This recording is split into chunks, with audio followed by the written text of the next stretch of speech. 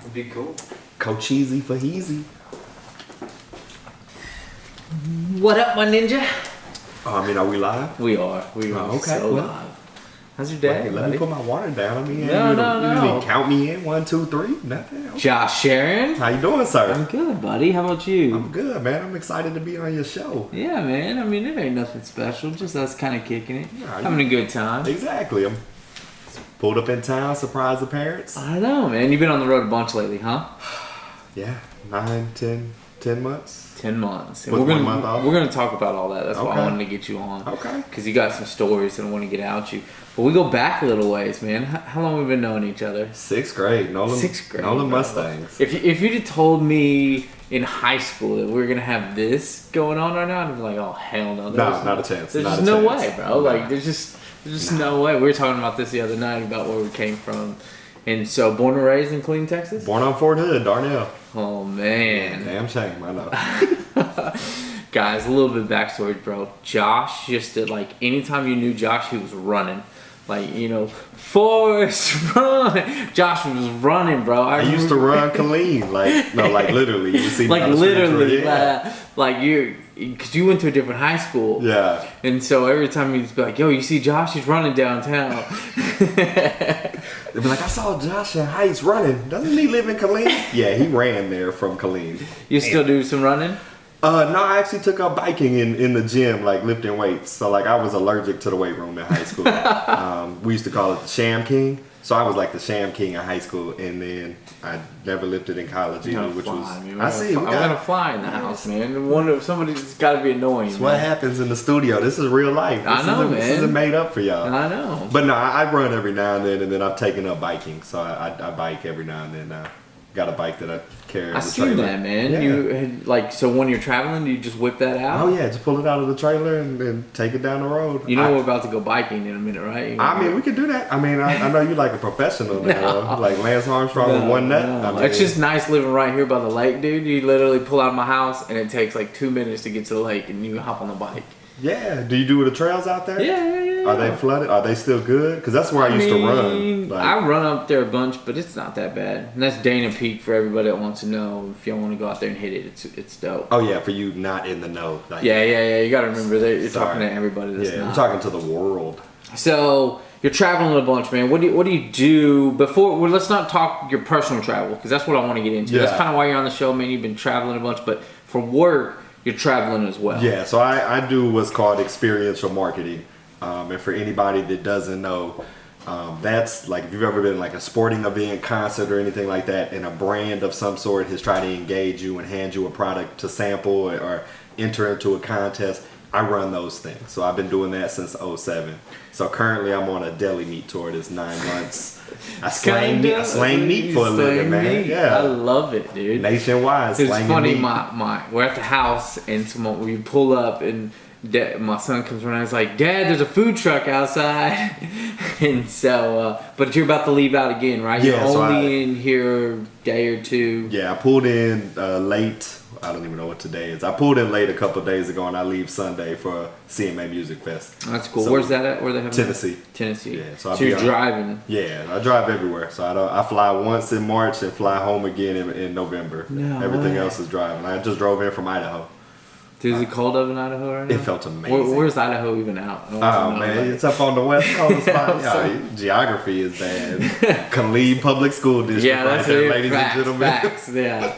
So you're headed to Tennessee, dude, and I think that's cool. So do you get to meet a lot of people or hang out? Like, are you there for a long period of time, or they just kind of got you bouncing? Also, it depends on the area, but Tennessee will be there for 5 days. 1 day is set up, and then the festival is Thursday through Sunday, and then we'll beat feet out of there to Chicago. That's cool. And I'll be in man. Chicago for 3 weeks. So let's get on the topic, man. We know what you kind of do. You travel, you slang meat. Slang meat. But let's talk about your personal travel, bro. That's really and so I'm gonna get some footage of Josh. He's kind of humble about this. So where all have you been in the last, like, let's call it 3 to 5 years? It's really when you started traveling. Yeah, so I started, like, I've been doing the experiential marketing since 07, right out of college, and I didn't do a good job of taking advantage of my downtime. So as of 2016, I've been going abroad for my downtime. So I've been 31 It's either 29 or 31. I would like to say 31 because it sounds a lot cooler, but I think it's 29 countries since 2016. Started off, my first solo trip was to Costa Rica, and then snowballed into Thailand in the same year. How long were you in Costa Rica for? 18 days. 18 days. And it kind of pissed me off because I didn't want to come back. So I tried to fly out of the country with no return date. Well, apparently you can't do that. You have Really? Yeah, so you have to have a date of some sort of exit strategy from Costa Rica. So like either a bus ticket or a plane ticket that proves you're leaving the country. What? So I had to literally at the airport, at the terminal, book a flight out of Costa Rica.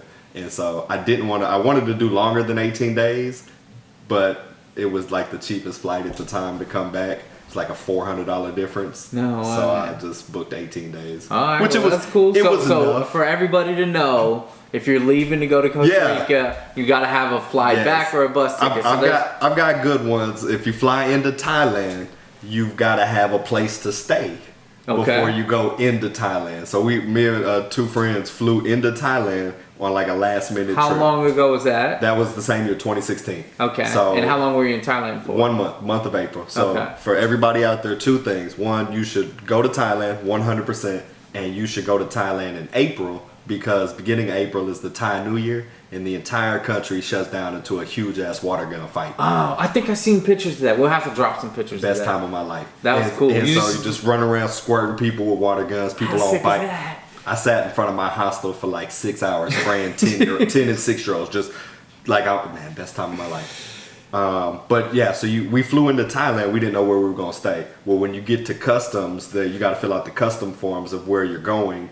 And I like, I don't know. And he was like, what do you mean? I like, we're just here. And he was like, well, you can't come through. You got to find a place. And I'm like, what the So I just found a random hostel. I didn't book a reservation, but put the address down and filled the form. Is it so? You were telling me a story. You lost your phone or wallet. Yeah. Where were you at there? So that was in Thailand. So I had I was a tourist. So I bought the Thai pants, the little elephant temple pants they call it. And Did you wear the Jesus shoes with us? No, I didn't have the Jesus shoes at the time. I had just regular old flip flops. When he gets back in the States and he stops by, I always make fun of his Jesus shoes because he rocks them, bro. You got them on right now? You got them on right now? I didn't even know you had them on. They made it to Half Dome. So I mean they've hiked all over. But no, the pockets in there suck. And so I was in a cab ride going from Bangkok to I think it was Patong or Pattaya Beach, and we was in a cab, and I got out of the cab and my phone fell out. And I didn't realize it until I was checking in. Can you use your phone over there? You've got so you can use Wi-Fi. I just now got into the habit of getting my phone unlocked, but at the time I didn't. So I would wait till we get to the hostel, hop on Wi-Fi, do everything I need to.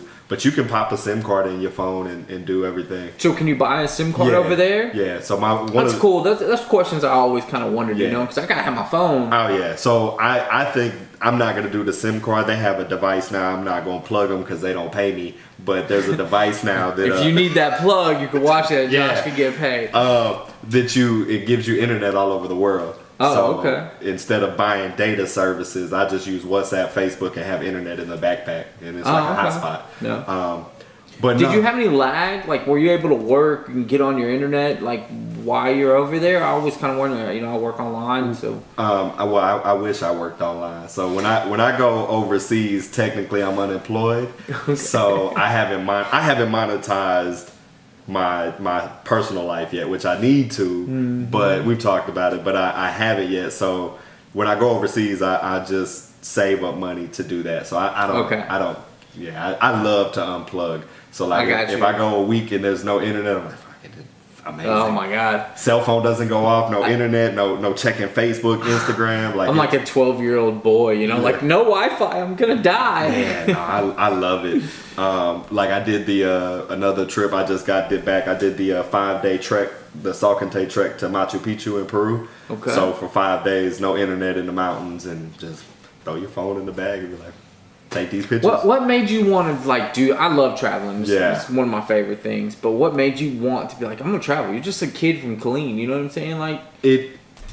So I graduated. I went to TCU to run track and cross country, and I didn't know what the hell I wanted to do in my life. And then I won a contest they flew me and my dad out to the national championship game my freshman year in college. Put us up in a hotel. and they took us to this party in New Orleans where it was every room was a different sound, different artists, different music, different food. And I asked the woman, I like, hey, I don't know what the hell you guys do. I don't know what this is, but this is what I want to do. And she was like, keep in contact, and in 4 years, if you graduate, we'll see if we can put you on the road. Well, I took her up on that, kept in contact, and she put me on an AT&T tour 2 days out of school. Wow. And it my first gig was down in San Antonio for the playoffs with LeBron James, his first championship, or first time to the finals. So we sat in AT&T Stadium and did that for 3 weeks. And from there, I just got hooked on traveling. And then I went to Costa Rica, and I lost all sense of reality. I was like, man, there's people actually living like this. Just every day they wake up and just go to the beach. It's a humble, easy life. They call it pure vida, pure life, and it was infectious. And I'm like, man, I got to go see the world. So now my goal is to get to 100 countries. Like, if I get to 100, then I got to see them all. Okay. Because I think there's 196, 194. I think there's 3 of them that we can't get to with an American passport. But when you're picking one out now, is there something you look for, or is there certain places you don't want to go? Or? No, I want to go everywhere, but I look to the first couple trips. So Thailand, Costa Rica, I kind of went by myself. I met a guy down there from work, so he was already there. Then Thailand, I went with friends. So last year I went to Europe by myself, and so that was my first like solo trip. So for that one, I booked all the major capitals, so that I knew transportation was easy. Like I could fly in there, I could get buses. Because when you start going like off the grid and that's when it gets a little crazy. That's when it gets sketchy. Like you're taking 18-hour bus rides and stuff. So I haven't done that kind of adventurous stuff yet. South America, I did a little bit more, but I did South America 90% by myself as well too. How do you figure out money over there? Like, was that a transition? Like, did you study before you? Nah, man. I don't even you just take American dollars. Yeah, you just take bread back. Tip for everybody. Get a credit card with international transaction. So I have a Chase card that doesn't do transaction fees for international.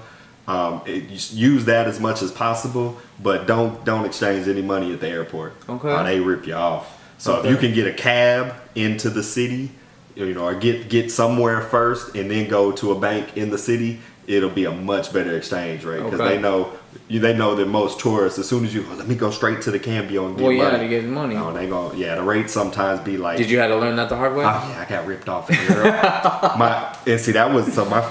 I landed in Paris. My first trip to Europe, I landed in Paris. We went like 3 days in Paris and hit the ground running. Well, we get to the airport, exchange money. I give them $100 bill. They give me 73 euros back. I was like, fuck. Just lost $27 just you like that. You lost a lot more than that. And I was like, you know what? It turned out to be, it's like 26, 27 bucks just on the exchange rate. And I was like, yeah, we don't need to do that ever again. Yeah. And so everything's cheaper like once you get in there though, right? Depends on France is not cheaper. So I did a lot of Eastern European, so like Slovenia, Slovakia, stuff like, and Poland. I was eating for like $3. But other places like Greece you can find some cheap food. But just depends on the country. I went to Scotland to visit some friends that I had met in Poland, and it was expensive. Like it was in euros. So if it's €5 at the time, it was like $6.50 American dollars. So you're still paying. And McDonald's is not for poor people in other countries. No way. McDonald's is expensive as hell. Like just McDonald's is bad for you as fuck. Here, it's probably better food. It there. is. So what's they cool don't have is that processed crap. Well, yeah, they have actual laws that protect people in other countries. Like you can't have aspartame and Diet Coke in Europe. So the Diet Coke. I don't even know what that means. I try to just stay away from all that. That's crack. McDonald's got crack. Whatever it is crack. I do straight water now for the most part, unless I'm at a movie theater and then I gotta have a cherry Coke. But no, man, it's been crazy. My passport is honestly my most prized possession right now, and I'm trying to get into what you're doing, making podcasts and stuff. I gotta learn that you gotta be able to do both. Well, it can't be perfect, bro. But you gotta be able to do both. Like I want to right now. I just want to experience. Yeah, everything. we talk about that. But you gotta be able. We had this talk, man. Josh is kind of learning like what I'm doing, and I'm like, man, you just gotta film it. You gotta do it. And he's like, well, I enjoy actually going there and living.